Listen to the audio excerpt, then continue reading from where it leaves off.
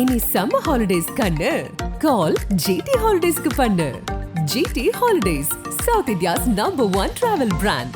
2006 ஜெயலலிதா தோத்தது மாதிரி, 2021 எடப்பாடி தோத்தது மாதிரி, எடப்பாடியும் பன்னீர்செல்வம் தோத்த மாதிரி நம்ம 26லையும் தோற்றுருவோங்கிறத எடப்பாடி பழனிசாமியே நம்புறாரு. 26லையும் பாஜகவோட கூட்டணி கிடையாதுன்னு சொல்றாரு. ஏன் அப்படி சொல்றீங்க? நீங்களே சொல்றீங்க ஒரு பெரிய லீடர் தான், பிரில்லியன்ட் லீடர். நீங்களே இந்த ப்ரோக்ராம்ல பதிவு அதுக்கு தான் நான் 3 விஷயம் சொல்லிட்டேன். நம்ம முக்குலத்தோர் எதிர்ப்பு, கொங்கு வேளாளர் அல்லாதவர்கள் கொங்கு மண்டலத்தில் உள்ள எதிர்ப்பு, இங்கே வன்னியர்கள்ட்ட அவர் இறங்கி போய் அரசியலை பண்ணுறதுனால பிற ஜாதிகள் எதிர்ப்பு. ஸ்டாலின் 57, 62 காமராஜ் மாதிரி பெரிய உயரத்தில் கூட்டணியோடு இருக்கிறார். காமராஜ் காங்கிரஸை கைப்பற்றிக்கிட்டு தையல்வாதி ஆதித்தன், வல்லத்தரசு, நாடிமுத்து பிள்ளை, பசும்பொன் முத்துராமலிங்க தேவர், டிஎஸ் ஆதிமூல நாடார் போன்றவங்களாம் அழுத்தம் கொடுத்து எடுத்து வெளியே தள்ளிக்கிட்டு கட்சியை கைப்பற்றிக்கிட்டு பெரிய லீடராக இருந்தார். இவர் கூட்டணியில் ஸ்டாலின் பெரிய லீடராக இருக்கார். ஆனால் ஒத்துக்கிறீங்க, ஸ்டாலினை இப்போதைக்கு தோற்கடிக்க முடியாது. எடப்பாடி சீமான் விஜயை கவர நினைக்கிறார். விஜய் அரசியலுக்கு வந்தால் அவரையும் கவர நினைப்பார், அப்படித்தானே? விஜயை நோக்கி தன்னோட 2 மூவை எடப்பாடி பழனிசாமி செய்திருக்கார். விஜய் தான் இப்போ நம்ம நீங்கள் காசுக்கு பணம் கொடுக்கறதுக்கு எதிர்ன்னு சொன்னீங்க, ஊழலுக்கு எதிர்ன்னு சொன்னீங்க, எப்படி நீங்கள் எடப்பாடி கிட்ட போக முடியுங்கிற கேள்வியை தான் விஜய் முன்னாடி நம்ம அறம் சார்ந்த தாரிகமான கேள்வியை தான் வைக்க முடியும். மெட்டீரியல் பொலிட்டிக்ஸில் விஜய்க்கு எடப்பாடி பழனிசாமி மைக் சின்னத்தை போட்டு விளம்பரம் கொடுத்ததுன்னு 2 முக்கியத்துவத்தை கொடுத்தாரு. அடுத்த தேர்தலாவது சீமான் வருவார், அப்போ எடப்பாடி எதிர்பார்ப்பாரா இல்லையா?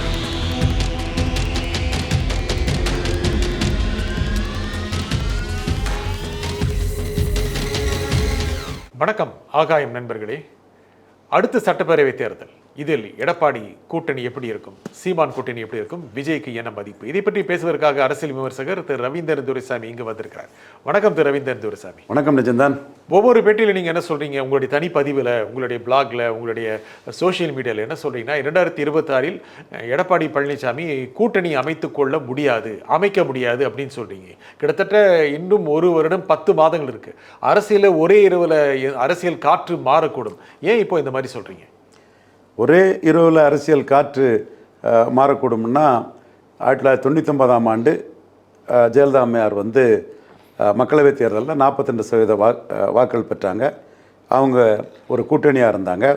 அவங்கள நம்பி அரசியல் கட்சிகள் இடங்களை வெற்றி பெற்றாங்க. அவங்களும் ஒரு 8-10 இடங்களை வெற்றி பெற்றாங்க. சுமார் 12 இடங்கள் வரை அந்த கூட்டணி வெற்றி பெற்றதை நம்ம பார்த்தோம். அதனால் அவங்களுக்கும் கலைஞர் கருணாநிதிக்கும் இடையில் உள்ள வித்தியாசம் 5% தான்.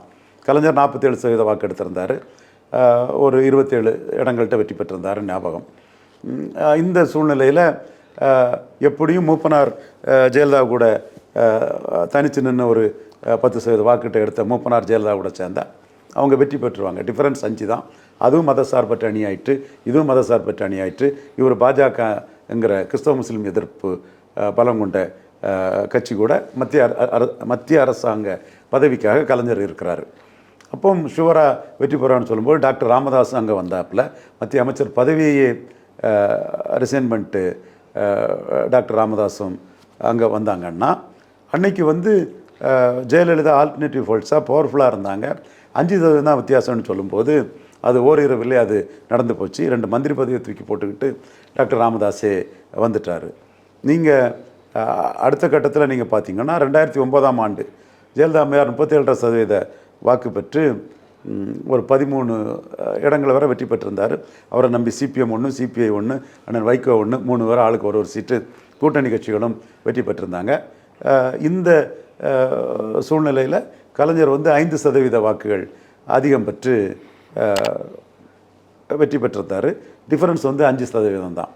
அப்போது அவர் 10% வாக்குகளை பெற்ற தேமுதிகவை கூட்டணியில் சேர்த்துக்கிட்டு அவர் 2011 வெற்றி பெற்றாங்க. 2 முறை ஜெயலலிதா வெற்றி பெற்றாங்க. 2 முறையுமே அவங்க சட்டமன்றத்துக்கு முந்தைய மக்களவைத் தேர்தலில் 5% வித்தியாசத்தில் தான் திமுக அணி கூட இருந்தாங்க. அவங்களுக்கு கூட்டணி சேர்றதை போர் பொலிட்டிக்ஸ் பண்ணி கலைஞரையும் ஜெயலலிதாவையுமே சரண்டர் பண்ண வச்ச மூப்பனார் தன் பலத்துக்கு தக்கன கூட்டணியில் சேர்றதுக்கு தயாராக இருந்தார்.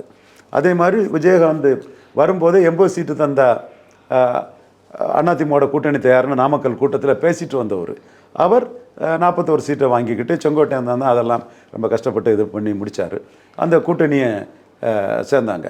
இப்படிப்பட்ட ஒரு வாய்ப்பு ஜெயலலிதாவுக்கு இருந்தது. காரணம், ஜெயலலிதா தோற்று போன நிலையில் தோற்று போனவங்கள்லாம் ஒன்றா சேர்த்து ஒரு அணி அமைச்சு வெற்றி பெற்று மேலே எழுந்து வந்த ஒரு ப்ரூடன் பொலிட்டிஷியன். எடப்பாடி பழனிசாமி தொடர் தோல்வியில் இருக்கும்போதே கட்சிக்குள்ள ஒரு பெரும்பான்மை சமுதாயம், பொலிட்டிக்கலி வைப்ரண்ட் கம்யூனிட்டி, இன்னைக்கு களத்தில் மட்டுமில்லை கருத்துருவாக்கத்திலையும் தமிழ் ஊடகத்துக்குள்ள ஒரு முக்கியத்தை இடத்தை பெற்ற முக்குலத்தோர் சமுதாயத்தை சேர்ந்த முதலமைச்சர் பதவியை வகித்த ஓபிஎஸ்ஸை சரியான காரண காரியம் இல்லாமல் அபகரிக்கும் முயற்சியில் கட்சியை விட்டு நீக்கியிருக்கிறாரு. தென் பாஜக கூட்டணியை பொய்நெல்லை குத்தி பொங்க நினைத்தவன் கை நல்ல விட்டானமான்னு பாஜக பாமக கூட்டணியை விட்டுருக்கிறாரு. விட்டுக்கிட்டு இன்றைக்கி மோசமான ஒரு தோல்வியை மக்களவைத் தேர்தலில் சந்திக்க போகிறார். 22% வாக்குக்கு மேலே அவர் அணி எடுத்துக்கிடாதுன்னு நான் நம்புகிறேன். 20-22க்கு மேலே எடுத்துக்கிடாது. ஆனால் நீங்கள் 15 பல பேட்டியில் முதல்ல சொன்னீங்க, ஏன் இப்போ தேமுதிக அவருக்கு ஒரு ப்ளஸ் ஆகிட்டு. ஏன்னா தேமுதிக 0.5% தான் இருந்தது. சரி, 1% வாக்கு பலமுள்ள ஒரு கட்சி கூட அவர் கூட வராதுங்கிற கருத்தை நான் சொன்னேன், மறுக்கலை. அது அப்படி தான் நடந்தது. ஆனால் பிரேமலதா அம்மையாரோட பிரச்சாரம், விஜயகாந்துக்குள்ள சிம்பதி, அதான் மெயின். அது அந்த வாக்குகளை கொஞ்சம் நீங்கள் நான் சொல்கிறதோட இது விருதுநகரில் விஜய் பிரபாகரன் அவரோட பெர்ஃபார்மன்ஸ் இதை நிரூபிக்கும் நான் கருதுகிறேன். ஒரு 3% விஜயகாந்த் கட்சிக்கு இருக்குமா? அது எனக்கு அசஸ் பண்ண தெரியல. ஏன்னா பரவலாக ஏழை மக்கள் மத்தியிலையும் தெலுங்கு தாய்மொழி மக்கள், போயர் ஒட்டர் போன்ற மக்கள் மத்தியிலையும் தேமுதிக கூட்டணியில் இருந்ததுனால உள்ளே வந்தது நமக்கு தெரியுது. ஆனால் எடப்பாடிக்கு 22%, 22% கிடைத்தாவே ஒரு கௌரவமான ஒரு வாக்கு சதவீதம் தானே. நான் இது அரசியல் சூழ்நிலையை பார்த்து நான் இதை சொல்கிறேன். சரி, இப்போ நீங்கள் கூட்டணிங்கிற ஒரு இதுக்கு வந்தீங்கன்னா, காங்கிரஸ் நாடார்கள்ட்ட தான் செல்வாக்கான கட்சி. அது தனிச்சு நிற்கும்போது வசந்தகுமார் தான் டெபாசிட் எடுத்தார். நாடார் ஒருத்தர் தான் டெபாசிட் எடுக்க முடிஞ்சது. அப்புறம் நாடார் பகுதியில் தான் ஏபிசி வீரபாகு, அவர் வெள்ளாளர், அவரோட சன் ஏபிசி சண்முகம், காங்கிரஸ் குடும்பம், தியாக குடும்பம், நம்ம அதை அங்கீகரித்து தான் பேசணும். ராமசுப்பு இவங்கெல்லாம் கணிசமான வாக்கள் எடுத்தாங்க. அதை தாண்டி திருநாவுக்கரசு அண்ணன் ராமநாதபுரத்தில், ஆரூன் பாய் தேனியில் நமக்கு நம்ம கடுமையாக எதிர்த்து விமர்சனம் பண்ணாலும் 2வது இடத்துல 10% ஓட்டு கார்த்திக் சிதம்பரம்லாம் எடுத்தாங்க. தென் மாவட்டத்தில் தான் காங்கிரஸ் கட்சிக்கு செல்வாக்கு இருக்குது. எம்எல்ஏக்களும் அங்கே தான் இருக்கிறாங்க. ஆனால் குறித்து வச்சுடுங்க, இந்த நாடார் பகுதியில் தேவருக்கு எதிராக இலவச ஓட்டாக ஓபிஎஸ்ஸை நீக்கிட்டதுனால நாடார்கள்லாம் இவருக்கு இலவசமாக ஓட்டு போடுறாருன்னு ஓவர் ஸ்மார்ட்னு நினச்சி ஒரு அரசியல் பண்ணார்ல, அதுக்கு மரணடி கிடைக்கும். பாசிட்டிவ் சோஷியல் ஜஸ்டிஸை பேசக்கூடிய நாங்கள் நாடார்கள்ட்ட தேவருக்கு எதிராக அவங்க ஓட்டை போடக்கூடிய தன்மையை விட்டுருங்க. உங்களுக்கு என்ன நன்மை, அல்லது உங்கள் சென்டிமெண்ட்டுக்கு என்ன நன்மை, உங்களுக்கு ரெப்ரசன்டேஷனில் என்ன நன்மை, இதை பார்த்து பாசிட்டிவாக போடுங்க. ஒன்று உங்கள் சென்டிமெண்ட்டை அங்கீகரிக்கணும், அல்லது உங்களுக்கு ரெப்ரசன்டேஷன் தரணும். இதை ரெண்டையுமே செய்யாத எடப்பாடிக்கிட்ட நீங்கள் பன்னீர்செல்வத்தை நீக்கிட்டாருன்னு போடுறத போல் முட்டாள்தனம் கிடையாதுங்கிற கருத்தை நாம் முன்னெடுத்து வச்சோம். 24ஆம் தேதி அந்த ரிசல்ட்டில் தெரியும். ஸோ தென் மாவட்டத்தில் மோசமாக தோக்கக்கூடிய எடப்பாடி பழனிசாமியை நம்பி காங்கிரஸ் கட்சி கூட்டணிக்கு போகாது. ஸோ இந்த ஒன்றே முடிஞ்சு போச்சு. ஆனால் மறுபடியும் ரீஅரேஞ்ச்மெண்ட் ஆஃப் ஃபோர்ஸஸ் நடக்கலாம்ல, மறுபடியும் எதிர்காலத்தில் பிஜேபி அதிமுக வர வாய்ப்பு இருக்குல்ல, ஏன் அதை நீங்கள் வராதுன்னு சொல்கிறீங்க? பிஜேபி அதிமுக ரீஅலைன்மெண்ட்டோ அதிமுக ரீஅலைன்மெண்ட்டோ திமுக கூட்டணி இன்டாக்டாக இருக்கும், அதை தோக்கடிக்க முடியாது. 1-1 தான் திமுக அணியை தோக்கடிக்க முடியும். 1-1க்கு எடப்பாடி பழனிசாமியும் தேவை. ஆனால் எடப்பாடி பழனிசாமியை முன்னிறுத்தி 1-1 தோக்கடிக்க முடியாது. எடப்பாடி முன்னிறுத்தி அணியே அமையாது. அதுதான் சொல்ல வர்றேன். அது ஏன்னு கேட்குறீங்க? பிஜேபி போக வாய்ப்பு இருக்கா இல்லையா? அதாவது பிஜேபி 2029 மையமாக வச்சு தான் தங்களோட வீகத்தை அமைப்பாங்க. அப்போ அண்ணாமலையை முன்னிறுத்தி கட்சியை பலப்படுத்துகிற வேலையை தான் முதல்ல பார்ப்பாங்க. அண்ணாமலைக்கு மேலே உள்ள இதில் தான் எடப்பாடியே அந்த பாஜகவே கட் பண்ணி விட்டார். அப்படி இருக்கும்போது பிஜேபி ஏடிஎம்கே கூட போயிடுவாங்க, எடப்பாடியை ஏற்றுக்கிடுவாங்கங்கிறது பார்ஃபெச்சாக தான் நான் பார்க்குறேன். இன்னொன்று, இப்போ மக்களவைத் தேர்தலில் பிஜேபி எவ்வளோ வெற்றி பெறுதுங்கிறத பொறுத்தது இருக்கு இல்லையா? ஒருவேளை நல்ல வெற்றி பெறவில்லை அப்படின்னா அண்ணாமலை மீது நம்பிக்கை வைக்குமா மத்திய பாஜக? அண்ணாமலை மோடிக்கு வேல்யூ அடிஷன், அது மோடிக்கு வேல்யூ அடிஷனாக இருந்து பாஜக வளர்த்துருவாருன்னு நினைக்கிறவங்க தான் அண்ணாமலைக்கு எதிராக பொய் பிரச்சாரங்களை பண்ணிகிட்டு இருக்காப்புல. அதில் எனக்கு தெளிவாக அண்ணாமலை பெரிய வேல்யூ அடிஷனுங்கிற நான் உறுதியாக நம்புகிறேன். இதில் நீங்கள் எடப்பாடி பழனிசாமியே பாஜகவோட சேர்ந்தா 18% கிறிஸ்தவ முஸ்லீம் ஓட்டுகள் ஸ்டாலினுக்கே போயிடும். 2001 கலைஞர் தோற்ற மாதிரி, 2006 ஜெயலலிதா தோற்றது மாதிரி, 2021 எடப்பாடி தோற்றது மாதிரி, எடப்பாடியும் பன்னீர்செல்வம் தோற்ற மாதிரி நம்ம 26லையும் தோற்றுருவோங்கிறத எடப்பாடி பழனிசாமியே நம்புறாரு. 26லையும் பாஜகவோட கூட்டணி கிடையாதுன்னு சொல்றாரு. 2 விஷயம். நீங்க வந்து 2021 பாடத்தை வைத்து 2024 பாடத்தை வைத்து தனியா போவாரு அப்படின்னு சொல்றீங்க. தனியா போனாலும் தோல்வி, கூட்டணி கூட சேர்ந்தாலும் தோல்வி. எது பெஸ்ட்னு பார்த்தா எது பெட்டர்னு பார்த்தா கூட்டணிக்கு தயாராக வரல எடப்பாடி. பலம் குறைந்த ஒருவரை ஓட் டிரான்ஸ்ஃபரிங் கெப்பாசிட்டி உள்ள ஒருவர்கிட்ட கூட்டணின்னு அவர் வந்துட்டாலே பாஜகவே 20 சீட்டு வாங்கின பாஜகவே 60 சீட்டு குறைய மாட்டாங்க. அது அவங்க பேசி தானே முடிவு பண்ணுவாங்க எவ்வளவு பார்த்துக்கலாம் அப்படின்னு. அது நம்ம ஏற்ற இறக்கம் கொடுத்து தானே திட்டமிடுவாங்க. ஆனால் அது பிஜேபி கூடயும் சேரக்கூட எடப்பாடி தயாராக மாட்டேன்னு இருக்கு. இப்போவும் மக்களவைத் தேர்தலில் பிஜேபி மேட்டரில் எடப்பாடிக்கு சிக்கல் என்னென்னா 5 சீட்டு பாஜக வாங்கிட்டு போயிருப்பாருன்னா மோடி பிரதமருங்கிற அந்த இதில் தினகரன், பன்னீர்செல்வம், அன்புமணி இவங்களை எல்லாத்தையுமே காலி பண்ணிடலாம்னு நினச்சிருப்பார். அது வந்து ரெட்டை இலக்கத்தில் பிஜேபி கேட்டதுனால தான் இது முறிஞ்சே போச்சு. 3.7% வாக்கு தமிழிசை தலைமையில் எடுத்த கட்சி, 2.7% வாக்கு முருகன் தலைமையில் எடுத்த கட்சி, ஒரு 8%, 9% அண்ணாமலை தலைமையில் எடுத்துட்டுன்னா அவங்க வந்து தெளிவாக வந்து 2.7 எடுக்கும்போது 20 சீட்டுன்னு சொன்னால் 8-9 எடுத்துட்டாங்கன்னா அதில் அவங்க 60-65 சீட்டு குறைய மாட்டாங்கல்ல. அது அந்த அளவுக்கு கொடுக்க மாட்டாங்க. இது நம்ம இப்போ இமேஜினேட்டரியாக அதை பண்ணாண்டா. நீங்கள் ப்ளே பண்ண போகிறீங்களா அதில்?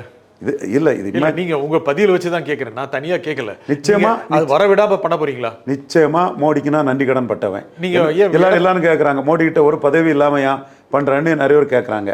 பாரத் பதக்கு என்கிட்ட முதல்ல பேசும்போதே பதவி வாங்கிட்டு செய்கிறீரா அல்லது மோடிக்கு சஜஷன்ஸ் எல்லாம் கொடுத்துக்கிட்டு பதவி வாங்குறான்னு கேட்கும்போது ஒரு அண்ணனுக்கு தம்பி செய்கிறதுக்கு பதவி எல்லாம் முக்கியம் இல்லை, உணர்வுபூர்வமாக தான் நம்ம மோடிக்கு அந்த ஆதரவை நம்ம பாரத் பதக்கிட்ட கொடுத்தோம். இன்றைக்கும் மோடி மேலே நம்ம நன்றி காட்டுறோம்னா சசிகலா விஷயத்தில் நம்ம கருத்தை மோடி ஏற்றுக்கிட்டார். தமிழகத்தில் அந்த மயிலாப்பூரில் இருக்கவங்க கருத்து ஒரு விதமாட்டு இருந்த சூழ்நிலையில், திராவிட கழகம் பெரியார் திடல் கருத்து ஒரு விதமாக இருந்த சூழ்நிலையில் ரவீந்திரன் துரைசாமி சொல்லக்கூடிய கருத்து நம்ம நன்மைக்கு தான் இருக்குங்கிறத மோடி தெளிவாக நம்பினார். அது தெளிவாக நம்ம பார்த்த ஒரு விஷயம். என்ன பதவி கிடைக்கும் உங்களுக்கு? நம்ம பதவி எதிர்பார்த்து மோடிக்கிட்ட இது ஒர்க் பண்ணலைங்கிறத பாரத் பதக்கிட்ட டே 1 சொன்னோம். பதவி கிடைக்க போதா? டே 1 பாரத் பதக்கிட்ட அதுதான் நம்ம சொன்னோம். தேர்தல் முடிஞ்ச உங்களுக்கு பதவி காத்திருக்கா? நம்ம வந்து பதவி காத்திருக்கான்னு ஆட்சிக்காரியம் போன்ற இதில் வந்து பிராமின் டாமினேட்டட் கவர்மெண்ட்டை விபி சிங் தான் ராஜ்பட்டை முன்னிறுத்தி தேவலார் முறியடித்தார். அந்த மாதிரி உங்களுக்கு ஒரு பொசிஷன் வந்துடக்கூடாதுன்னு நம்ம மோடிக்கு சஜஸ்ட் பண்ணோம். மோடிக்கு தெரியாதது இல்லை, அவர் ஒவ்வொரு ஊராக RSS ஊழியராட்டு போய் வந்து அவருக்கு வந்து தெரியாத விஷயம் இல்லை. அதே மாதிரி சாருகாசன் ஐயா சொல்கிற மாதிரி காமராஜ் ஏசிசி பிரசிடெண்ட்டாக பவர்ஃபுல்லாக இருக்கும்போது இங்கே ஒரு எதிர்ப்பலை வந்த மாதிரி உங்களுக்கு எதிர்ப்பலை வர்றதுக்கு வாய்ப்பு உண்டு குஜராத்தில்ங்கிறதையும் நம்ம சஜஸ்ட் பண்ணணும். பட்டேல்களை ஏற்றாங்க, ஹோலி சத்திரிகள் நம்ம முத்திரையர்கள் இவங்களை வச்சு மோடி அதை அன்னைக்குள்ள சூழ்நிலையில் அதை எதிர்கொண்டார். இப்படி நம்ம இந்தியா ஃபுல்லாக மோடிக்கு நாம் கொடுத்த பல suggestions it is embedded in his mind we could rekindle இட்னு தான் நம்ம சொல்கிறோம். என்ன பதவி கிடைக்கும்னு கேட்குறேன் உங்களுக்கு. எலெக்ஷனுக்கு அப்புறம் என்ன பதவி கிடைக்கும்? பதவியை எதிர்பார்த்து நம்ம மோடிக்கு நம்மளோட பணிகளை செய்யலை, ஆனால் கிடைக்கும். பதவி எதிர்பார்த்து நம்மளோட பணிகளை செய்யலை, ஆனால் கிடைக்கும். காட்ஸ் வில், ஆனால் கிடைக்கும்னு ஒத்துக்கிறீங்க? God's will. அது இதுக்காக நீங்கள் பாஜக அதிமுக கூட்டணி வராமல் பார்த்துக்கிறீங்களா? மோடி எடப்பாடி கூட்டணி வராமல் பார்த்துக்கிறீங்களா? நான் பார்க்க முடியாது. நம்ம மோடிக்கிட்ட ஒரு சஜஷனை சொல்கிறோம், பலரும் அந்த சஜஷனை சொல்லுவாங்க. மோடி மிக வெரி குட் லிசனர். அவர் எது அவருக்கு நன்மையோ அந்த இதை செய்வார். சசிகலா விஷயத்தில் நாம் ஜெயிக்கிறதுக்கு மோடியோட நிலைப்பாடு காரணம்னு சொல்லும்போது we are very much indebted to and thankful to Modiji. சரி, இந்த மாதிரி சூழ்நிலையில் தமிழ்நாட்டில் திமுக அணியே இந்த தேர்தலுக்கு அப்புறம் இந்த தேர்தலில் நல்ல வெற்றி பெறக்கூடிய வாய்ப்பு இருக்குது. அது நீங்களும் பல பேட்டிகளில் சொல்கிறீங்க. திமுக அணி அடுத்த தேர்தலிலும் தொடரும் சாத்தியம் இருக்குது. அதிமுகவுக்கு கூட்டணி அமையாதுங்கிறீங்க, கூட்டணி வர விட மாட்டேங்கிறீங்க. அதிமுக வந்து 1-1 திமுக அணியை காங்கிரஸ் இன்க்ளூசிவ் அணியை தோக்கடிக்கிறதுக்கு எடப்பாடி பழனிசாமி தேவை. ஆனால் எடப்பாடி பழனிசாமி முன்னிறுத்தி அணி அமையாது, ஸ்டாலினை தோக்கடிக்க முடியாது. காஸ்ட் நியூட்ரல் ஸ்டாலினை ஒரு சமூக நீதியை சூறையாடக்கூடிய எடப்பாடி பழனிசாமியை முன்னிறுத்தி தோற்கடிக்க முடியாது. அவருக்கு முக்குலத்தோர் எதிர்ப்பு இருக்குது, அவருக்கு கொங்கு வேளாளர் அல்லாதவர்கள் எதிர்ப்பு இருக்குது. கேபி முனுசாமி தந்தை பெரியாருக்கு பாரத ரத்னா வாங்கி கொடுத்துட போகிறோன்னு சொல்லிட்டு செங்குந்தர் சமூக நீதியும், பறையர்கள் சமூக நீதியையும், அகமுடையார்கள் சமூக நீதியும், உடையார்கள் சமூக நீதியும், கிராமணிகள் சமூக நீதியும் சூறையாட முடியாதுங்கிறத கேபி முனுசாமிக்கு நாம் களத்தில் இருந்து அதை வெளிப்படுத்திகிட்டு இருக்கோம், செயல்படுத்திகிட்டு இருக்கோம். இந்த சூழ்நிலையில் திமுக அணி இன்டாக்டாக இருக்கும்போது எடப்பாடி பழனிசாமி இல்லாமலும் திமுக அணியை தோற்கடிக்க முடியாது, அவரை முன்னிறுத்தியும் தோற்கடிக்க முடியாது. அப்போ என்னதான் வாய்ப்பு இருக்கு? நீங்க அப்பனா வேற ஒரு இதை அவர் உடனே ஒத்துக்க மாட்டாரு. என்னதான் வாய்ப்பு இருக்குன்னா நம்ம ஏன் கற்பனையா நம்ம ஏன் போனோம்? இது நம்ம கருத்து, அதை எடப்பாடி ஒத்துக்குவாரா? எடப்பாடி சார்ந்தவங்க ஒத்துக்கிடுவாங்களா? தேர்தலுக்கு பிறகு பாடம் பெற்று கத்துக்குவார்ல, அது எடப்பாடி ஒத்துக்குவாரா? எடப்பாடி சார்ந்தவங்க ஒத்துக்குவாங்களா? ஜூன் 4க்கு அப்புறம் பாடம் கத்துக்குவாரா? அதுல நம்ம கண்ணை மூடிக்கிட்டு நம்ம நினைக்கிறதான் எடப்பாடி நினைப்பாருன்னு பேசுறதெல்லாம் தப்பு. எடப்பாடி மிகப்பெரிய ஒரு பிரில்லியண்டான ஒரு லீடர் தான். அதில் நம்ம அண்டர் எஸ்டிமேட் பண்ணதுக்கே நான் தயாராக இல்லை எடப்பாடியை. அவரை பற்றி அன்னைக்கு சொன்னதை நான் அன்னைக்கு மாற்றி மறித்து சொல்லதுக்கும் தயாராக இல்லை. அவர் கருணாநிதி ஜெயலலிதா மாதிரி ஒரு தலைவராக முயற்சி பண்ணுவாருங்க தான் அன்றைக்கி என் கருத்தாக இருந்தது. கவுண்டர் பண்ணுவாருன்னு தான் நான் சொன்னேன். அவர் விட்டுட்டு போக மாட்டார். 2/3 இருந்தால் தான் ஒரு லெஜிஸ்லேட்டிவ் பார்ட்டி லீடரை மாற்ற முடியுங்கிறத நாம் தான் முதல்ல சொன்னோம். தினகரன் 3 மாதத்தில் எடப்பாடி கொண்டு விடுன்னு சொல்லும்போது இது 3 மாதத்துக்கு பிறகும் தினகரன் இப்படி தான் சொல்லுவாருன்னு ஆர்கேனலில் ஜெயித்த அன்னைக்கு சகோதரி அசோகா முன்னிலை அவங்களே மறந்துட்டாங்க, இப்படி சொல்கிறாருன்னு முன்னாடி நம்ம தான் சொன்னோம். அதனால் நம்ம எடப்பாடிக்கு மெரிட்டும் நமக்கு தெரியும். அதே வேளையில் தெளிவாக சொல்கிறோம், அவரை முன்னிறுத்தி மு.க. ஸ்டாலினை தோற்கடிக்க முடியாது. அதே வேளையில் மு.க. ஸ்டாலினை தோற்கடிக்கிறதுக்கு எடப்பாடியும் வேணும். அவர் தன்னை முன்னிறுத்தாமல் போவாருன்னு நீங்கள் எதிர்பார்க்குறீங்களா? தன்னை முன்னிறுத்துவார், பாஜகவை காம்ப்ரமைஸ் பண்ண வச்சுக்குவார். எல்லாம் so many ifs and puts. நீங்கள் விஜய் கூட்டணி அமைக்க வாய்ப்பு இருக்குல்ல? விஜய் அனுப்பலாம், சூர்யாவை சேர்த்துக்கலாம், சிவசாலை சேர்த்துக்கலாம், ராகவா லாரன்ஸை சேர்த்துக்கலாம், யாரை வேணாலும் சேர்த்துக்கலாம். இதெல்லாம் அவர் தலைமையை ஏற்றுக்கிட்டால் எதுவுமே உருப்படாது. ஏன் அப்படி சொல்றீங்க? நீங்களே சொல்றீங்க ஒரு பெரிய லீடர் தான், பிரில்லியன்ட் லீடர். நீங்களே இந்த ப்ரோக்ராமில் பதிவு அதுக்கு தான் நான் 3 விஷயம் சொல்லிட்டேன். நான் முக்குலத்தோர் எதிர்ப்பு, கொங்கு வேளாளர் அல்லாதவர்கள் கொங்கு மண்டலத்தில் உள்ள எதிர்ப்பு, இங்கே வன்னியர்கள்ட்ட அவர் இறங்கி போய் அரசியலை பண்ணுறதுனால பிற ஜாதிகள் எதிர்ப்பு. இந்த 3 எதிர்ப்பையும் மீறி அவர் எப்படி மு.க. ஸ்டாலின்ங்கிற காஸ்ட் நியூட்ரலை எதிர்கொண்டுருவார்? சாஃப்ட் ஆக்கிக்க போறாரு, ஓபிஎஸ் சேர்த்துக்க போறாரு, பாமக சேர்த்துக்க போறாரு. ஓபிஎஸ் தன்னை சீஃப் மினிஸ்டர் கேண்டிடேட்டாக ஓபிஎஸ் டிமாண்ட் பண்ணுவார். அது எலெக்ஷன் அப்புறம் பார்த்துக்கலாம் சொல்ல வாய்ப்பு இருக்கா இல்லையா? இது சும்மா கற்பனையாக பேசிகிட்டு இருக்கலாம் சார். அவர் நிலைமை ஸ்டாலினுக்கு இணையான தலைவர் இல்லை. ஸ்டாலினோட ரொம்ப தூரத்தில் இருக்கிறாரு. கலைஞர் புரட்சி தலைவி, கலைஞர் மக்கள் திலகம் மாதிரி இணையான தலைவர்கள் கிடையாது. ஸ்டாலின் 57-62 காமராஜ் மாதிரி பெரிய உயரத்தில் கூட்டணியோடு இருக்கிறார். காமராஜ் காங்கிரஸை கைப்பற்றிக்கிட்டு தையல்வாதி ஆயத்தன், வல்லத்தரசு, நாடிமுத்து பிள்ளை, பசும்பன் முத்துராமலிங்க தேவர், டிஎஸ் ஆதிமலை நாடார் போன்றவங்களாம் அழுத்தம் கொடுத்து எடுத்து வெளியே தள்ளிட்டு கட்சியை கைப்பற்றிக்கிட்டு பெரிய லீடராக இருந்தார். இவர் கூட்டணியில் ஸ்டாலின் பெரிய லீடராக இருக்கார். கூட்டணியை ஜோதி பாஸ் மாதிரி இன்டாக்டாக வச்சு பெரிய லீடராக இருக்கிறார். அவரை தோற்கடிக்கணும்னா 1-to-1 காமராஜ் 67 முதலமைச்சர் ராஜாஜியும் பேரறிஞர் அண்ணா பெருந்தகையும் 1-to-1 கொண்டு தோற்கடித்த மாதிரி தான் மு.க. ஸ்டாலினை 1-to-1 தான் தோற்கடிக்க முடியும். அப்போ அடுத்த தேர்தலையும் ஸ்டாலின் ஒன்றும் செய்ய முடியாது. நீங்கள் சொன்ன மாதிரி ஃபார்பிச்சராக நம்ம போண்டா 1-to-1 ஸ்டாலினை தோற்கடிக்கலாங்கிறது நம்ம நம்பிக்கை. அந்த 1-to-1 யார்? 1-to-1 1967 கூட பேரறிஞர் அண்ணா பெருந்தகை மக்களவைக்கு தான் நின்னார். அவர் சிஎம் கேண்டிடேட்டாக ப்ரொஜெக்ட் ஆகலை. அப்போ அந்த யாரோ ஒருத்தர் இருக்கணும்ல. அது யாரையும் ப்ரொஜெக்ட் பண்ணாமல் கூட போகலாம். அது சீமானா இருக்குமா? யாரையும் ப்ரொஜெக்ட் பண்ணாமல் கூட போகலாம். அல்ல, அது யாரை ஒரு அணி அமையணும்ல. நீங்கள் விஷுவலைஸ் பண்ணுற அணி என்ன? 67 அமைஞ்ச அணியில் யாரையும் ப்ரொஜெக்ட் பண்ணலை. நான் எல்லா ஸ்ட்ராட்டஜியும் உங்கள்கிட்ட சொல்லிக்கிட்டு 4 யூடியூப்பில் பேசிக்கிட்டு என்னோட உள்ள எல்லா ப்ரீசியஸ் எசோட்ரிக் நாலேஜை கொண்டு போட்டுட்டு போகிறதுக்காக இருக்கிறேன் மிஸ்டர் நிஜந்தன். நீங்கள் எல்லாம் உங்களுடைய உத்திகளாக சொல்லணும்னு அவசியம் இல்லை. ஆனால் இருந்தாலும் ஸ்டாலின் டு சம் எக்ஸ்டென்ட் நான் சொல்கிறேன் நிஜந்தன், தட்ஸ் ஆல்.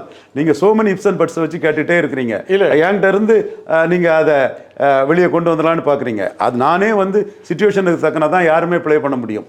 எடப்பாடி பழனிசாமிக்கு ஸ்பெஷாலிட்டியே 2 சிச்சுவேஷன் இருக்குன்னா அதில் தனக்கு எது பெட்டர்ன்னு ப்ளே பண்ணக்கூடிய மிகப்பெரிய புத்திசாலி. நான் யாருக்கு எதிராக பண்ணுறோனோ அதை அண்டர்ஸ்டிமேட் பண்ணி ப்ளே பண்ணக்கூடியவன் அல்ல. நீங்கள் வெளியே உங்களுடைய உறுதி திட்டங்களை வெளியே சொல்லிடக்கூடாதுன்னு நீங்கள் ரொம்ப கவனமாக இருக்கீங்க.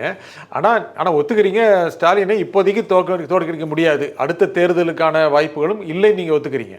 இல்லை, ஸ்டாலினை 1-1 தோற்கடிக்கிறதுக்கான முயற்சி செய்யப்படும், அதற்கான எஃபர்ட்ஸ் இருக்குது. அந்த எஃபர்ட்ஸை நோக்கி தான் எதிரணியில் உள்ளவங்க நகருவாங்க. எதிரணிக்கு இருக்கக்கூடிய ஒரே வாய்ப்பு அதுதான். எடப்பாடியை தவிர்த்துட்டு ஒரு அணி சாத்தியமா? எடப்பாடியை முன்னிறுத்தியும் ஸ்டாலினை தோற்கடிக்க முடியாது. எடப்பாடி இல்லாமல் முடியுமா ஒரு அணி? அதான் நான் சொல்கிறேன், எடப்பாடியை முன்னிறுத்தியும் தோற்கடிக்க முடியாது, எடப்பாடி இல்லைனாலும் ஸ்டாலினை தோற்கடிக்க கஷ்டம். அப்போனா எடப்பாடி இருக்கிற அணி தான் நீங்களே ஒத்துக்கிட்டீங்க இப்போ? இல்லை, எடப்பாடி இருக்கிற அணி சமூகநீதி சூறையாடக்கூடிய அணியை மக்கள் ஏற்றுக்க மாட்டாங்க. இப்போ தான் நீங்கள் சொன்னீங்க எடப்பாடி தலைமையிலான அணி சமூகநீதி சூறையாடக்கூடிய அணியாக தான். அதான் எடப்பாடி தலைமை இல்லாமல் எடப்பாடியும் இருக்கிற அணி தான் சாத்தியம். அதெல்லாம் ஃபார் ஃபெச்டு, இன்னும் 2 வருஷம் இருக்கு.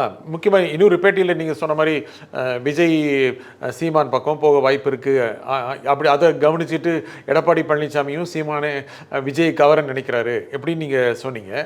அப்படின்னா எடப்பாடி சீமான் விஜயும் கவர நினைக்கிறாரு, விஜய் அரசியலுக்கு வந்தால் அவரையும் கவர நினைப்பார், அப்படி தானே? விஜயை நோக்கி தன்னோட 2 மூவை எடப்பாடி பழனிசாமி செய்துட்டார். விஜய் தான் இப்போ நம்ம நீங்கள் காசுக்கு பணம் கொடுக்கறதுக்கு எதிர்ன்னு சொன்னீங்க, ஊழலுக்கு எதிர்ன்னு சொன்னீங்க, எப்படி நீங்கள் எடப்பாடி கிட்ட போக முடியுங்கிற கேள்வியை தான் விஜய் முன்னாடி நம்ம அறம் சார்ந்த தாரிகமான கேள்வியை தான் வைக்க முடியும். மெட்டீரியல் பொலிட்டிக்ஸில் விஜய்க்கு எடப்பாடி பழனிசாமி மைக் சின்னத்தை போட்டு விளம்பரம் கொடுத்ததுமே 2 முக்கியத்துவத்தை கொடுத்துட்டார். ஒன்று, அவரோட ஆள் செல்லூர் ராஜா, அவரை வச்சுக்கிட்டு விஜய் எம்ஜிஆர் மாதிரி நன்மை செய்கிறாருங்கிற ஒரு கருத்தையும், 2வது பிறந்தநாளுக்கு வாழ்த்து தெரிவித்த விஜய்க்கு அண்ணாமலை வானதி பேரை கூட சொல்லாமல் விஜய் பேரை பிரேமலதா விஜயகாந்துக்கு அடுத்தபடியாக சொன்னதும் விஜய் கொடுத்த முக்கியத்துவமாக தான் நான் பார்க்குறேன். அப்புறம் ஒரு எதிர்கால திட்டம் இருக்குது. எங்கள் திட்டம் இல்லாமல் எந்த அரசியல்வாதிங்க இருப்பாங்க? அப்புறம் ஒரு கூட்டணிக்கான வாய்ப்புகளும் இல்லைன்னு சொல்லிட முடியாது, அது ஆசை இருக்குது, சாத்தியம் இருக்கோ இல்லையோ? கண்டிப்பாக எடப்பாடிக்கு விஜயை தன்வசப்படுத்துறதுக்குள்ள ஆசை இருக்குது, அதில் சந்தேகமே இல்லை. எடப்பாடிக்கும் விஜய்க்கும் அந்த 50% ஆக்குபென்சிங்கும் போது 100% ஆக்குபென்சிக்கு கொரோனாவிலே அலோவ் பண்ணார் அந்த கடம்பூர் ராஜு மூலமாக. அப்போ ஹோம் மினிஸ்ட்ரி தான் கொரோனா பீரியடில் 50% ஆக்குபென்சின்னு பாஜக தான் மெர்சல் படத்தில் பாஜக எதிர்ப்பு அந்த அரசியல்லாம் பண்ணாலும் அவங்க தான் கட்டையை போட்டாங்க. ஆனால் அங்கே நடைமுறையில் ஃப்ரீயாக விட்டாங்க. எடப்பாடி கவர்மெண்ட் விஜய்க்கு லாபத்துக்கு, விஜய் படத்துக்கு லாபம் சேர்க்கறதுக்கு ஒரு மாஸ்டர் படமாக அந்த படம்னு தெரியும், பேர் மாஸ்டராக தான் இருக்கும்னு நினைக்கிறேன், படம் பேர் ஐம் நாட் ஷுவர். அந்த படத்துக்கு எடப்பாடி 100% ஆக்குபென்சிக்கு கொரோனாவில் அலோவ் பண்ணார். ஹோம் மினிஸ்ட்ரி அதை ஸ்டாப் பண்ண பிறகு அதில் கண்டுங்காணாமல் சில விஷயங்களை பண்ணி கொடுத்தாங்க. இதெல்லாம் ரொம்ப தொலைநோக்கு பார்வையில் பார்க்கும்போது எல்லா அரசியல்வாதிகளுமே நீங்கள் சொன்ன மாதிரி நீங்கள் சொல்ல விரும்பாத மாதிரியும் ஒரு ஸ்டாலினுக்கு எதிராக ஒரு காமனாக ஒரு தலைவனை உருவாக்க வேண்டும் அப்படிங்கிறத நோக்கி எல்லாரும் போகிறாங்க. அது தான் அப்படின்னு யாரும் நினச்சிக்க வாய்ப்பு இருக்குது. எடப்பாடி நினச்சிக்க வாய்ப்பு இருக்குது, சீமானை நினச்சிக்க வாய்ப்பு இருக்குது, விஜய் நினச்சிக்க வாய்ப்பு இருக்குது, அண்ணாமலை நினச்சிக்க வாய்ப்பு இருக்குது, லாரன்ஸ் நினைக்க வாய்ப்பு இருக்குது, இது விஷால் ரெட்டியும் நினைக்க வாய்ப்பு இருக்குது, சூர்யாவும் நினைக்க வாய்ப்பு இருக்குன்னு நீங்கள் பலம் நிரூபிக்காத இன்னும் 10 பேரையும் சேர்த்துக்கிடுங்க, சசிகலாவும் நினைக்க வாய்ப்பு இருக்குன்னு. இல்லை, நீங்கள் சொன்ன நடிகர்கள்லாம் இந்த அரசியல் ஆசையை பெருசாக வெளிப்படுத்திட்டாங்கன்னா எந்த லிஸ்ட்டில் அவங்களையும் சேர்த்துட்டு போகலாம். வெளிப்படுத்தின பிறகு நம்ம லிஸ்ட் பலம் நிரூபிக்காத விஜய் நீங்கள் சொல்லும்போது நீங்கள் தான் சொன்னீங்க. விஜய் மைக் படத்தை போட்டு விளம்பரம் கொடுத்ததுனால சீமானுக்கும் எடப்பாடிக்கும் இடையில ஒரு டில்டிங் ஃபேக்டர் மாதிரி எடப்பாடி அச்சப்பட்டு அவருக்கு முக்கியத்துவத்தை கொடுக்குறாரு. நீங்கள் சொன்னதுனால தான் அவரை நான் லிஸ்ட்டில் இல்லை, நான் இதனால தான் அந்த லிஸ்ட்டில் நான் சேர்த்தேன். நான் மற்ற நடிகர்களும் அதே மாதிரியான ஒரு ஆதிக்கம், அந்த ரேஞ்சு தான் அவருக்குங்கிற ஒரு இது. பட் அரசியல் அரங்கத்துக்குள்ள மைக்கை போட்டு விளம்பரம் கொடுத்த பிறகு எடப்பாடி முக்கியத்துவம் கொடுத்துட்டாருன்னா நம்ம அதை அக்செப்ட் பண்ணிட்டு தான் போகணும். அடுத்த தேர்தலாவது சீமான் வருவார் அப்படி எடப்பாடி எதிர்பார்ப்பாரா இல்லையா? எடப்பாடி பொறுத்த வரையில் சீமான் நானே மாற்று நாம் தமிழரை மாற்றுன்னு வந்தவர். அவர் விஜயகாந்த் மாதிரியோ மூப்பனார் மாதிரியோ வந்தவர் அல்ல. போக மாட்டார். எடப்பாடியை தட்டி தூக்கிற முடியுங்கிறத சீமான் நம்புறாரு. அடுத்த தேர்தலில் சாத்தியமா? அவர் நம்புறாரு. அவர் அந்த நம்பிக்கையில் தான் அவர் பயணிக்கிறார். அவர் தன்னை பலமே தனிச்சு போட்டு தான் தன்னோட பலன்னு நினைக்கிறார். இந்த நிகழ்ச்சியில் உங்கள் கருத்துக்களை குறிப்பாக ரவீந்திரன் துரைசாமி மிக்க நன்றி. மீண்டும் ஒரு நிகழ்ச்சி சந்திப்போம். நன்றி, வணக்கம். இனி சம்மர் ஹாலிடேஸ் கண்ணு கால் ஜிடி ஹாலிடேஸ்க்கு பண்ணு. GT Holidays, South India's #1 travel brand.